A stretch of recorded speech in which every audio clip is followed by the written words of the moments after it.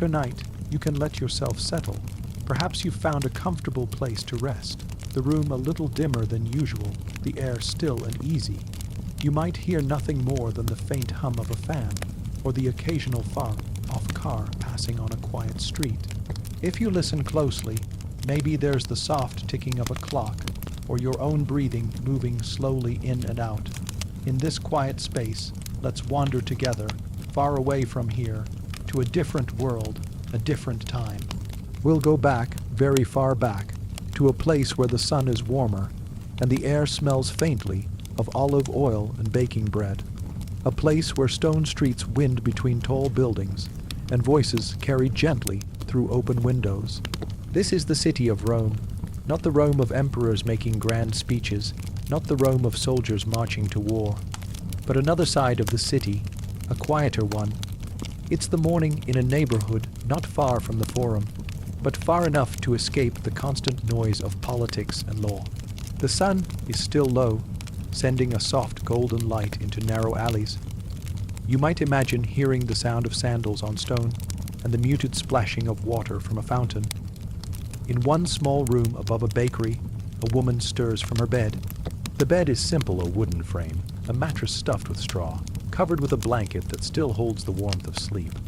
Her name might be Livia or perhaps Marcia. The records won't tell us exactly because the lives of women like her rarely made it into the history books.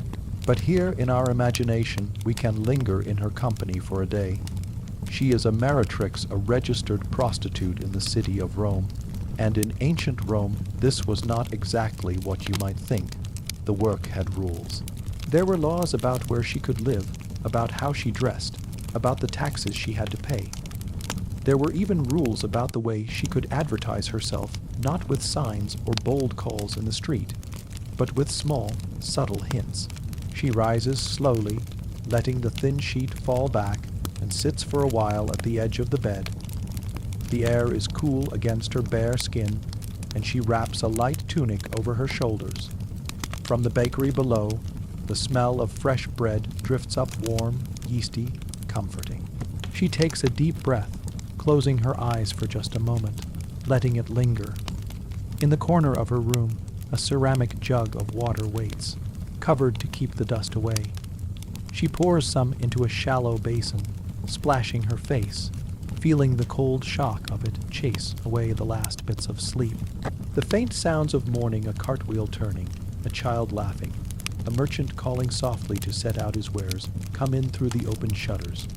Her first task is not to work, not yet.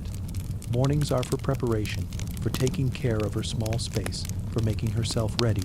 She combs her hair slowly, pulling out the tangles from sleep. Roman women often oiled their hair lightly to give it a gentle shine, and she dips her fingers into a small dish of scented oil, rubbing it between her palms before smoothing it over her dark curls. In another time and place, people might expect her life to be rushed or chaotic, but in truth, much of her day is spent waiting. Waiting for clients, yes, but also waiting for the right time, the right mood, the right chance. She is part of the rhythm of the street, woven into its patterns. Sometimes she works from a small room like this. Sometimes she is hired to meet a client at a tavern, or even at the client's own home. But before any of that, she will eat a little breakfast, perhaps a piece of bread still warm from the oven downstairs, dipped in honey or sprinkled with herbs. She chews slowly, listening to the quiet. The walls of her room are bare except for one small clay lamp on a shelf and a curtain that hides a niche where she keeps her better clothing. Clothing is one of the marks of her profession. Roman prostitutes were forbidden to wear the stola, the long dress of a respectable married woman. Instead, she wears the shorter tunic, dyed in colors like saffron or pale green, something that makes her stand out just enough. Her sandals are simple but well kept. Shoes mattered in Rome. Good leather meant comfort, and comfort meant endurance through the long hours of walking on stone streets. She picks them up now, the leather cool against her fingertips, and ties them carefully, the soft scrape of the straps pulling through the loops, the only sound in the room. Outside, the city is stirring. The sky above the rooftops is brightening to a pale blue. From a nearby temple, a bell sounds faintly, calling worshippers to make their morning offerings. Livia steps out into the alley. The stones cool beneath her soles and begins to walk. Her path takes her past the public fountain. Water splashes gently from the spout into the basin, and a few early risers are already here, filling their amphorae for the day. She greets an older woman she knows, a laundress whose arms are strong from scrubbing clothes at the river. The laundress nods back, her smile tired but kind. As Livia walks, the streets begin to fill a baker's boy, hurrying with a tray of rolls. A man leading a donkey loaded with sacks of grain. A pair of children playing with a carved wooden ball. The sounds blend together into the music of the city. Soft footsteps, low voices, the faint creak of wood. Her work today might begin at a small taberna, one she knows well. It is a place with shaded tables, where wine is poured slowly and conversations last long into the afternoon. She doesn't rush there. She strolls, taking in the smells of roasting chickpeas and the faint sharpness of garum, the fish sauce that clings to the air in Rome like a familiar perfume. Her pace is unhurried. In this business, being early is not always wise. She will arrive when the first regulars have settled in, when the tavern is warm with chatter, but not yet crowded. For now, the morning belongs to her. She stops briefly at a market stall, admiring small pots of rouge and scented powders. She buys nothing today, but chats with the vendor, a man who knows every gossip in the neighborhood. He tells her who has taken a new lover, who is traveling to Ostia, who has fallen into debt. The news is like a gentle current, carrying her along without effort. By the time she reaches the tavern, the sun is high enough to warm the shaded courtyard. A boy sweeps the floor with a bundle of twigs, moving slowly, letting the dust rise and drift away. She sits at a corner table, not to drink, but to be seen. This is how much of her day will go being present, making quiet conversation, watching the faces of those who pass by. The work is not simply physical. It is social, conversational, a weaving of small threads into trust. She will talk about the weather, about the gladiator match scheduled for the weekend, about the rising price of olives.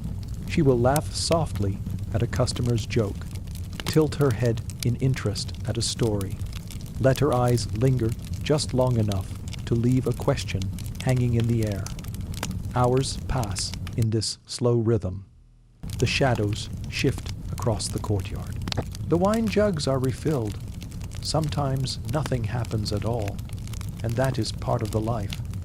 There is a peace in these long stretches of waiting, a peace in knowing that Rome moves around her, and she moves with it, neither rushing nor lagging, simply drifting through the day. The afternoon in Rome has its own particular feeling. The air grows warmer, and the light turns softer, brushing over the pale stone walls with a golden haze. The city is more awake now. There are more footsteps on the streets, more voices weaving together, but the sound is still far from overwhelming. It's a hum, steady and reassuring, like the soft crackle of a hearth or the gentle wash of water along a shore. Livia remains at her table in the shaded courtyard of the tavern, her hands resting loosely in her lap. A clay cup of watered wine sits before her. She drinks slowly, just enough to wet her lips, the taste slightly tart, the kind that lingers faintly after you swallow. Around her, conversation rises and falls. There is the clink of cups being set down, the scrape of a chair across stone, the rustle of a tunic hem as someone passes by. From where she sits, she can see the edge of the street beyond the tavern gate. Vendors move past now and then, balancing baskets of figs or small bundles of herbs. One man carries a tray of tiny fried fish, their scent sharp and savory. A young boy chases after him, laughing, before vanishing around a corner. When customers approach, there is no hurried sales pitch, no desperate beckoning. Instead, there is the ease of knowing that the day is long, that conversation will come when it is ready. She exchanges a few quiet words with a man in a brown tunic, a trader she's seen here before. His hands are stained with the dust of the road, and he smells faintly of cedar from the chests he carries in his wagon. They talk of ordinary things, the weather on the coastal road, the shipment of cloth he brought from the south, the taste of the season's first pomegranates.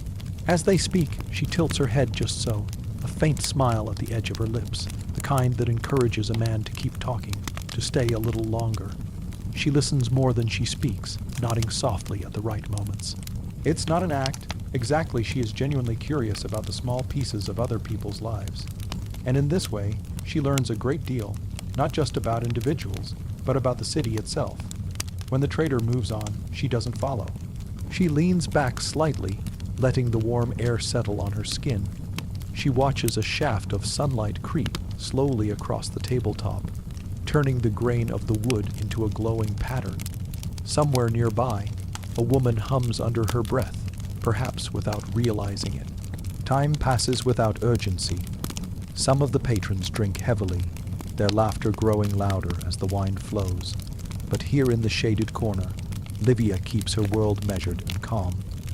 She knows that she will earn enough simply by being present, by showing herself to be approachable and at ease.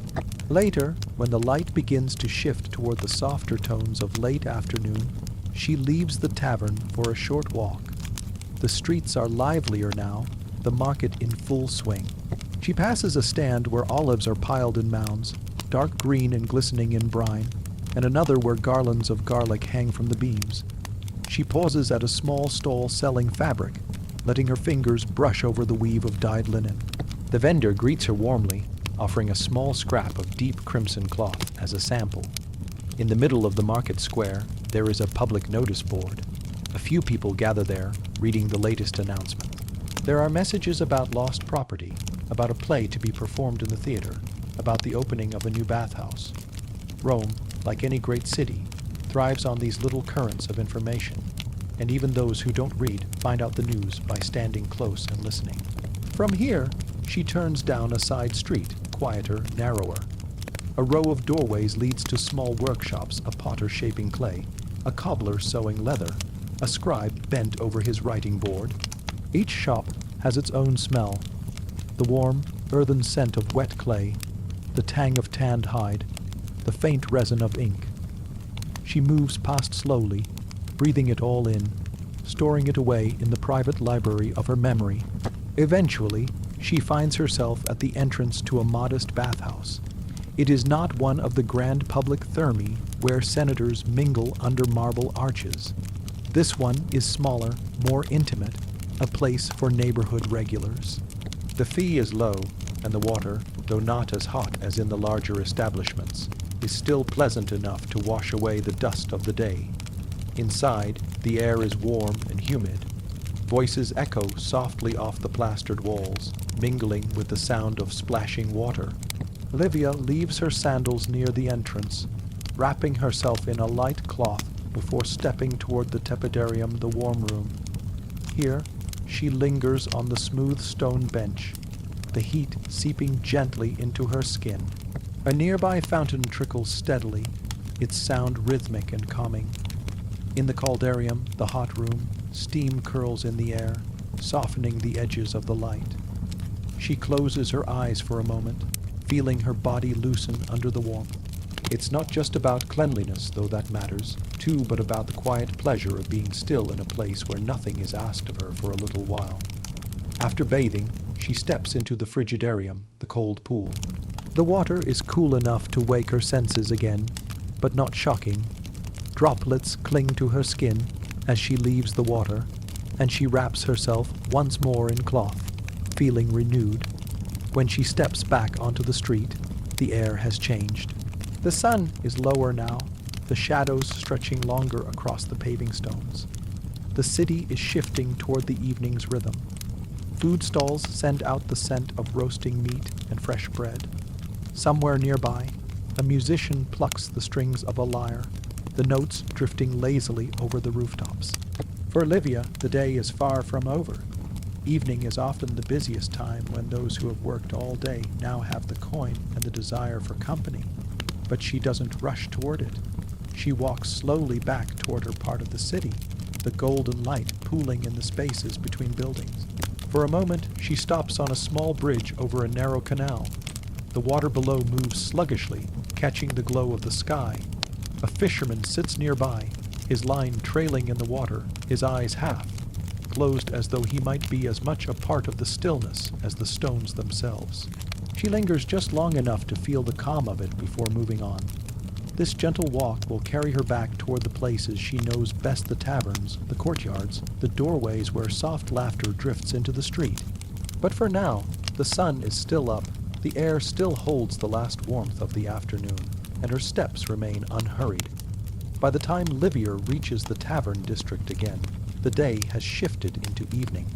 The light has dimmed, taking on that deep golden glow that seems to melt along the tops of the buildings before sliding into shadow. Lamps are being lit one by one, their small flames trembling inside clay holders, casting circles of warm light onto the stone streets. The air feels different now, fuller somehow. There is the low hum of many voices, the scent of roasted meat drifting from cookshops, the faint sweetness of figs being simmered in honey. The day's dust has settled, leaving the air calmer, heavier, with the promise of slower hours ahead. Livia steps into one of her usual taverns, greeted not by fanfare, but by familiarity. The owner, a middle-aged woman with hair bound up in a scarf, nods in recognition and gestures toward a table near the wall. It's a good spot shaded, but close enough to the open courtyard that she can see everyone coming and going. She settles in, arranging her tunic so the fabric falls neatly. Presentation matters, but not extravagance. It's about looking approachable, at ease, someone who belongs in the scene without having to demand attention. A jug of watered wine is brought to her, along with a small plate of cheese and olives. She eats slowly, taking small bites, savoring the salt and the richness of the cheese against the cool tartness of the wine. The tavern is not loud, but it is alive. There is the muted clink of cups, the gentle scrape of a chair on stone, the sound of someone quietly tuning a lyre in the corner. A group of men talk in low voices about the chariot races, their hands gesturing lazily in the warm lamplight. For Livia, this is work, but it is also a kind of drifting. She does not approach directly. Instead, she lets her presence be noticed gradually. A glance held for a moment too long, a soft smile when eyes meet hers, a nod in passing. She knows the value of patience, that often the quiet ones who linger before speaking become the most steady clients. One man she recognizes enters, a merchant who sells fine glassware. His tunic is better cut than most, his hair trimmed neatly. He sees her, and there's the faintest hesitation before he comes over, as though weighing whether to break the comfortable silence of the evening. When he does approach, the conversation unfolds easily. They speak of simple things, the heat of the day, a shipment he hopes will arrive before the end of the week, the small political gossip that trickles through every Roman neighborhood. She listens, occasionally leaning forward so the lamplight catches her features, making her expression warm, open. She does not rush him toward any decision. Instead, she lets the evening carry them both. It is part of the craft to make time feel unmeasured, to let a person sink into the sense that here there is no urgency. As the evening deepens, the tavern grows busier. More lamps are lit, casting a soft golden glow over the walls. The owner moves quietly between tables, refilling cups, setting down plates of bread. Outside, the street is lined with small pools of lamplight, the spaces between them fading into cool shadow. The night air carries the faint scent of crushed rosemary from a nearby kitchen.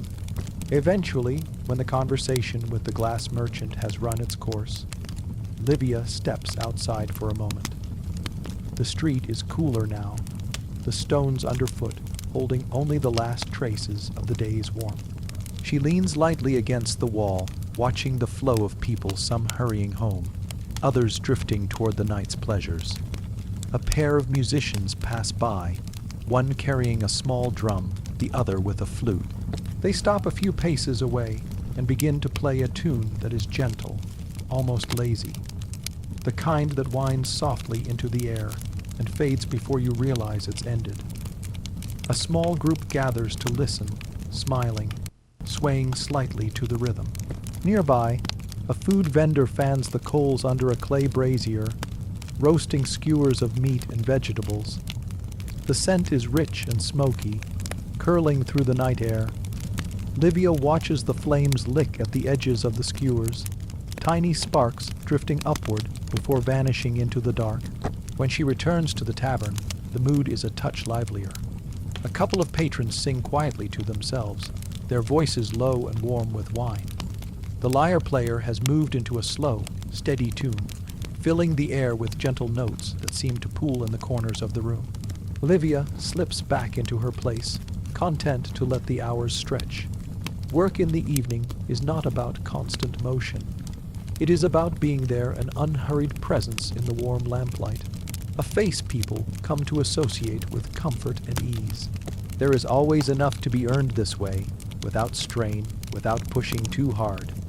She pours herself another small cup of wine, the clay cool against her palm, and takes a sip.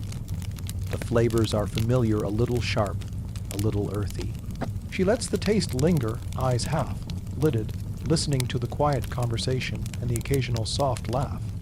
From outside, the sound of the flute drifts in again, mixing with the scent of warm bread and the faintest trace of the sea breeze that sometimes finds its way through the city at night.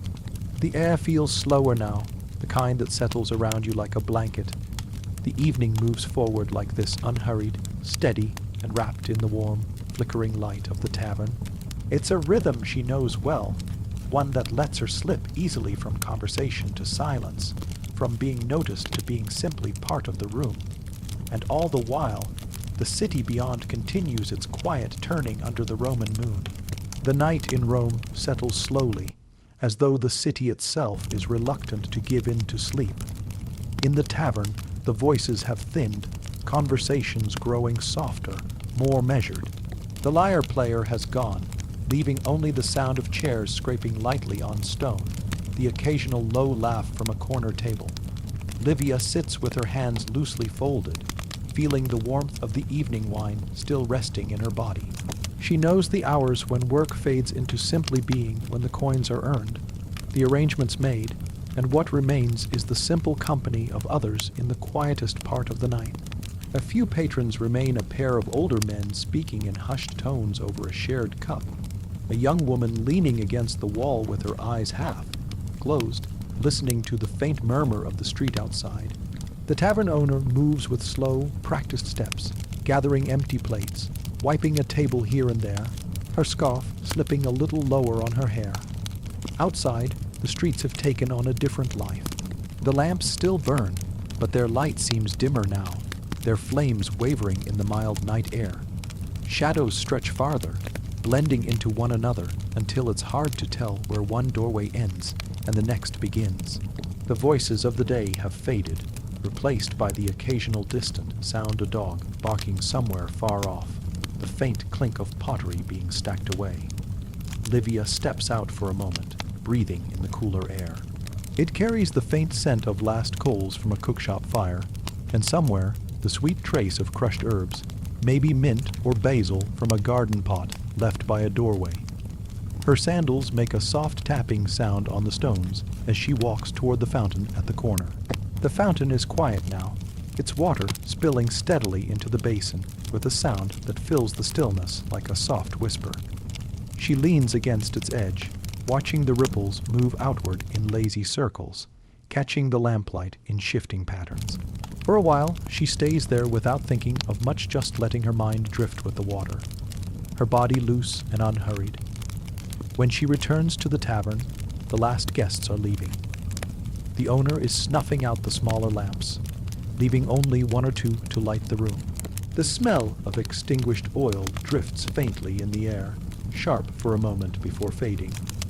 Livia collects her small earnings for the night, a few coins that clink softly into her palm, and tucks them away. There is no need to count them now. She knows the weight of them by feel. The walk home is untroubled. The streets are nearly empty. only the occasional figure passing by, their steps slow without hurry. From one window above, a candle burns low, its flame dancing against the shadows on the wall. Somewhere nearby, a cat slips silently along a wall, pausing to watch before vanishing into the dark. She takes the long way back, through the quieter alleys where the air is cooler, and the stones still hold the faint memory of the day's sun. Her footsteps echo softly between the walls, the sound folding in on itself until it's almost part of the silence. When she reaches her room above the bakery, the scent of flour and cooling bread greets her. She climbs the stairs slowly, the wooden steps creaking faintly under her weight. Inside, the room is dark except for the moonlight slipping through the shutters. She does not light a lamp, the cool, silver light is enough. She removes her sandals, sets them neatly beside the bed, and loosens her tunic, letting it fall in soft folds over the chair. From the jug in the corner, she pours a little water into the basin and washes her face, the touch of coolness smoothing away the last traces of the night's air. The bed is simple, the blanket a little rough, but it is hers, and it holds her warmth as she lies down. Outside, the city continues in its slow, steady way, the water still spilling at the fountain. The faintest rustle of a night breeze through the alley, the far-off murmur of someone's voice carried on the air. Her eyes grow heavier as she listens to the soft sounds around her. The moonlight shifts slightly across the wall, the patterns of shadow changing with the night. Somewhere below, in the bakery, there is the faint clink of a tray being set down, a reminder that for some, the day is just beginning. But here, in this room, the world feels still.